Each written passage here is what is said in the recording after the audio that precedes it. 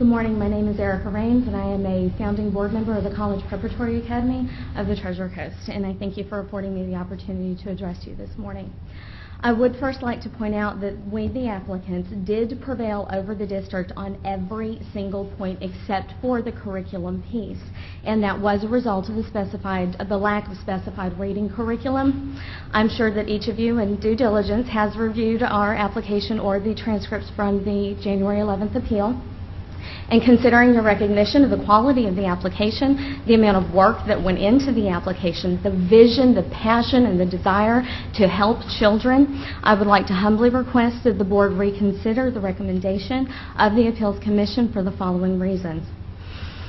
The curriculum piece is indeed addressed. I would like to point out that on page 5 of the model charter application set forth by the DOE, applicants are instructed to describe the school's curriculum. If the curriculum has not been developed, describe the plan for curriculum development. The plan for the development was included in our application. Chairman Fair, as a co-founder of your own charter school, you understand probably better than anyone how important it is for a charter school to be able to function outside of the proverbial box. Both you and Commissioner Smith are educators, have been educators, and are familiar with how you as an educator feel valued and have a sense of ownership when you are part of the decision-making process. We state in our application very clearly that we wanted to wait on our curriculum adoptions because we wanted our classroom teachers to have input on that, to be part of that process. We want their buy-in and support, which can only aid in their success with implementation and thereby success of our students. Dr. Desai, having served as chairman of the Council for Education Policy, and Mr. Kaplan and Mr. Martinez, with your law degrees and your associations with lawmakers and those processes, you have firsthand awareness of how policies, statutes, rules, and directives aren't always in alignment with each other. This is the fault of no one. It's a collective result of the desire to improve education and a zealousness that can sometimes leave a few pieces behind. As the district points out, the statute does indeed require that we have a reading curriculum in place, conflicting with the caveat of the first bullet on page 5 of the model charter application, which states we must have a plan. Due to the instructions given by the district at the technical training on June 3rd, the applicant was to follow the model application, and the same instructions were given by the DOE representatives at the Tallahassee training on June 24th. The applicant did fail to meet those statutes. Yet, we adhered to the verbal instructions given by both the district and the DOE personnel. The conflict posed by the differing verbal instructions, the model application, the statute, appears to unintentionally set an applicant up for failure. This applicant failed to have final decisions made because it is the philosophy of the school that instruction is more effective when there is teacher buy-in, and the school intended to allow the teachers to vote on the specific curriculum to be used in order to promote a sense of that ownership among my instructional staff. Had the model application specifically stated that we had to have a reading curriculum finalized, the model application said that, in accordance with the statutes, the applicant of course would have done that. I would have adhered to that. Mr. Martinez, Ms. Shanahan, as successful business people, you recognize the importance of evolution, change, growth, the ability to make adjustments as one progresses. I am an educator. That is my business. My certifications include K-6 elementary, 5-9 middle grades integrated certification, which include all core subjects, and a K-12 reading endorsement. My ed leadership degree was heavy in curriculum. Curriculum's what I do. Curriculum's what I know. I could have put anything in that application for curriculum. I made a decision. My board made a decision. We felt that it was in the best interest of our students, our future students, and our school to wait. However, during our interview with the district on September 15th, as is evident by page 5 of those transcripts, when the district pressed us for a reading curriculum, the school did identify the EDGE curriculum in Reading Plus software as the most probable option for the school. This discussion and option was laid out by the applicant at the district interview, scheduled for clarification purposes prior to the district's decision to deny the application, and therefore was part of their decision-making process.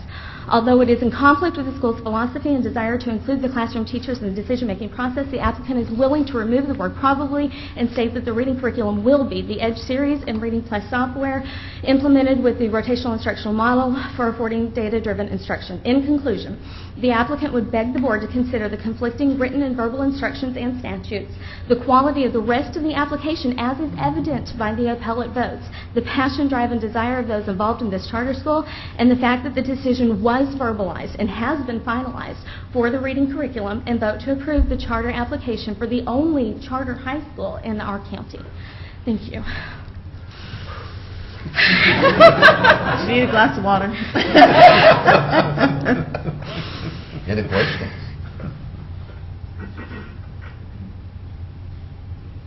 No questions? Wow. Are there other charters in the Treasure Coast? There are 3 K-8 charter schools in our county. They are K-8. One is a lab school, 2 are charter schools that are managed by management companies. There are no high school charter schools in our county currently. There was one, I believe it was alternative, I may be mistaken, and it was shut down.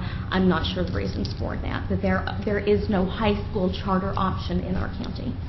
And who's on your board? I can't remember that from the application. There is myself, and I will transition to lead the school upon approval. The woman who will transition to be my assistant principal is on the board. There is an attorney from Fort Lauderdale, Florence Harewood Gutierrez. She's an attorney. We're looking for a local one. We have Stephen Stefano, who is an educator but also a business person and ESE background. Trudy Keene is an elementary educator, and Candace Volrath. And as of yesterday, we have just added Terry Penny to our board. Any other questions? I'm sorry, may I clarify something? We have many empty seats on the board, and we've opened those seats to community members, business members, and parents of our area, which we expect to fill as the founding board transitions to a governing board. Okay. Is there a motion? Should we hear from the county? Yeah, what's the district? What is the district? I thought it was very clear that the district law says that it has to be. District have any comments to make? Shouldn't be.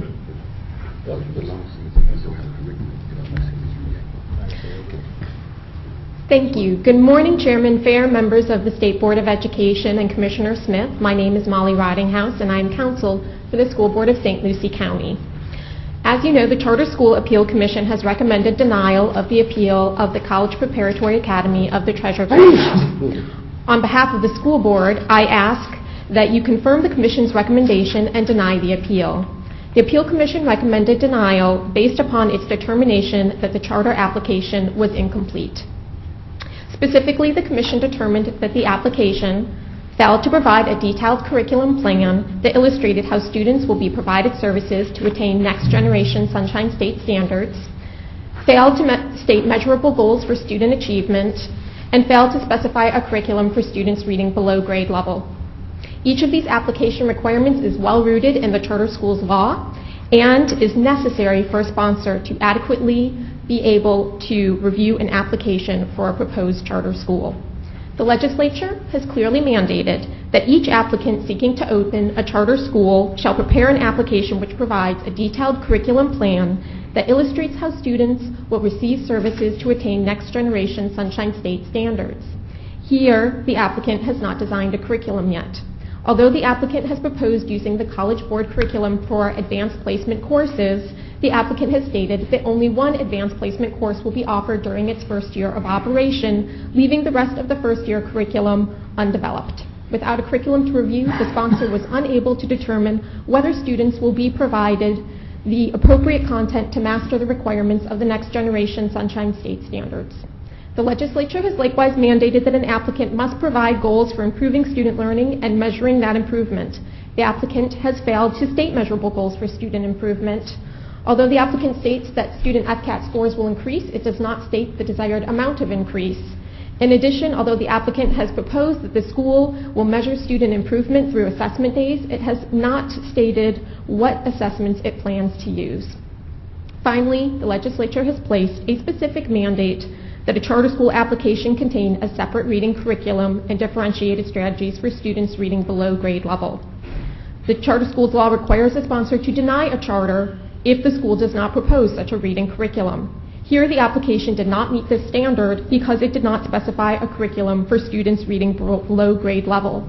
Therefore, the school board properly concluded that the applicant was incomplete and denied the application.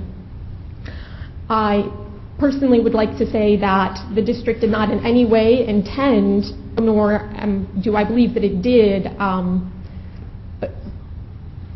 provide the applicant with information that was incorrect on what was expected in the application, and if there is any variation between the application standards set forth in the DOE model application and in the statute, of course, must prevail. A resubmission of the application for the 2011 review cycle would be appropriate after these issues have been adequately addressed. On behalf of the School Board of St. Lucie County, I respectfully request that the State Board deny the appeal of the College Preparatory Academy of the Treasure Coast as recommended by the Charter School Appeal Commission and affirm the School Board's determination to deny the application. Thank you, and are there any questions? Mark? Is there any opportunity for an applicant to cure defects in their application, or is it they submit it, you look at it, and they move forward based on that initial submission?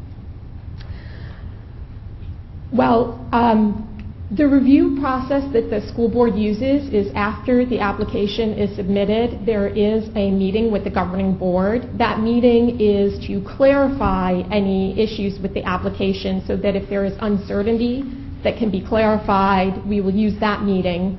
If there are insubstantial issues with the application, we will allow those, to the extent that they can be, to be corrected in the negotiating the charter contract, and so that the charter contract specifies what the resolution is. For something like the lack of a curriculum, it's very clear that a curriculum needs to be in the application, and the application needs to be correct because it becomes an attachment to and incorporated into the charter contract. We couldn't fix this in the charter contract process. So here, after the school board has made its decision, the appropriate course would be a resubmission in the next application cycle with the knowledge of having gone through the process, what is expected the next time around. But I thought I saw a draft curriculum in the presentation that I reviewed online when I looked at the materials. I mean, there was a draft curriculum for the students that I remember seeing. I don't have all that stuff with me. I thought I did, but it was on a disc. I'm not exactly sure what you're referring to. Like I stated, there was a curriculum stated for advanced placement courses, which was the College Board curriculum, although there was only intended to be one AP course offered during the first year, leaving the rest of the curriculum undefined. In addition, as the applicant stated, they intentionally left the curriculum undecided because they wanted teacher input into the curriculum, which I can certainly understand. At the same time, it leaves the sponsor in a precarious position because we need to follow the statute which requires it, and also because we can't do our job to adequately review an application and make sure that the curriculum is appropriate and that it's going to be meeting the Next Generation Sunshine State standards without a curriculum to review. How many charter schools are in the Treasure Coast? In St. Lucie County, there are 3 currently, and there has been 1 approved to open next school year. Out of how many other schools? The number of schools? Approximately 38 schools. So 1%. But I will bring up that we have not had a lot of applications. This is the first application that the district has been here to deny an application at the state board. Yeah, no, in the 6 years I've been looking at applications, that was a very impressive application. And the former presenter, not the district that just presented, said that they would correct the, I mean, to Mark's point, either there's a cure period, otherwise you're saying there's a whole another year delay in terms of them being able to go forward. Is that correct? And the fiscal was a vote of 4-3, so it sounded like there was a fairly good fiscal plan in place, which is usually the concern that causes charter schools to come before this board as it relates to a trouble spot from a fiscal responsibility, fiscal acknowledgement, fiscal support perspective. I agree. If you look at the transcripts from the school board meeting where they voted to deny the application, each of them remarked that there were good points in the application and that the applicant was very enthusiastic and that they looked forward to seeing a more complete application that would be approvable. Any other questions? Mr. I have a Martinez? question. Cal, can I ask a question? Yes, sir. Is the, up at the lectern, is that the district? Yes. Okay. Is the applicant qualified, the person submitting it? Is that a person who you think is a quality applicant? You're asking that question to me. I, as counsel for the school board, cannot say anything Well, not other you, than... I mean the district. Pardon? The district. Does the district believe that the applicant has the qualifications to run a charter school? As counsel of the district, I won't give my personal opinion, but that is something that there is nothing in the record to reflect that No, I know, they do I know not. that. I'm a lawyer. I'm just asking the district. Does the We know district, that. does the leadership of the district believe that the applicant is qualified to run a charter school? I would say yes, looking at the comments made by the school board members in the transcript on their hearing prior to denial of the charter application, that there was no issue with the qualification. It was an issue of the charter application being incomplete in its current form. Okay, thank you. Now, if we were to grant the appeal, I'm sorry, you may have said this, I don't hear every word mentioned, so I apologize if I'm repeating an area. If we were to grant the appeal, are there steps that can be taken moving forward before the school is actually established that would satisfy the district? In other words, if we grant the appeal, instead of a cure period, I guess in the past, a cure period prospectively, is that a possibility in effect? What we would need is a new application that would need to be reviewed by the district. At this point in time, I think that it would be a very difficult task for the school to open for the 2011-12 school year as stands, so I'm not sure that it matters either way. If the application is received right now or if it's received next August, I do not believe that there would be enough time to get everything in line for an opening for the next school year. However, what would need to happen would be resubmission of a new application and a completely new review of that application.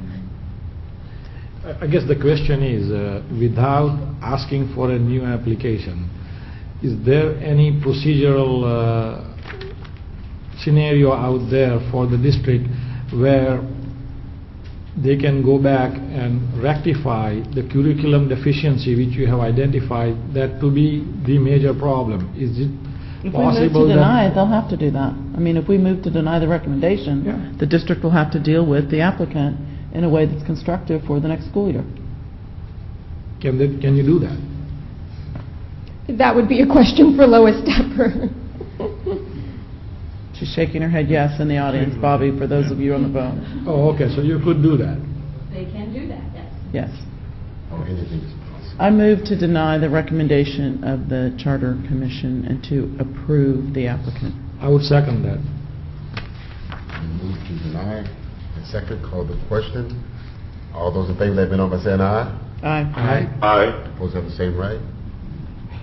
Let the record reflect it was unanimous. Thank you. Okay.